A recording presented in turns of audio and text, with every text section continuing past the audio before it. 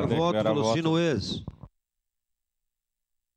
Declarar voto, senhor presidente. Senhor presidente, colegas, vereadores, para mim estar aqui representando a nossa cidade hoje, eu me sinto que eu não estou fazendo nenhum favor.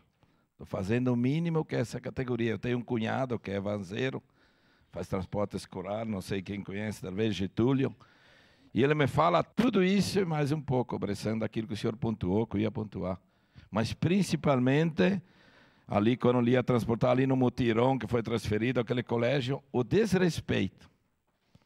E começa dentro de casa. Qual é o exemplo que está dando para o filho? Eu vejo diariamente isso aí. Então é o mínimo que nós podemos fazer por uma categoria aguerrida e graças de quem aguentou, né, Tonico? Graças de quem aguentou.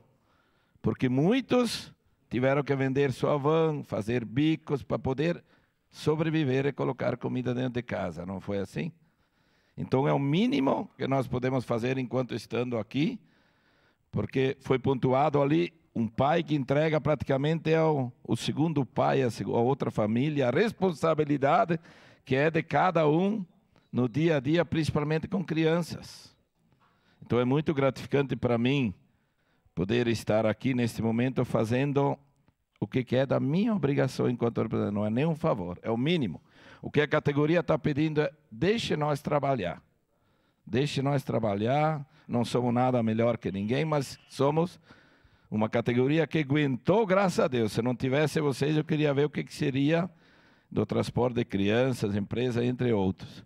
Então, obrigado por vocês fazerem esse trabalho, é muito gratificante. Gratidão para a nossa cidade ter uma categoria responsável. Estamos muito bem representados, com certeza votaria favorável, quantas vezes for possível. Uma que eu conheço e outra, eu vi o que foi essa categoria ali atrás, penando para poder sobreviver. Era isso, senhor presidente.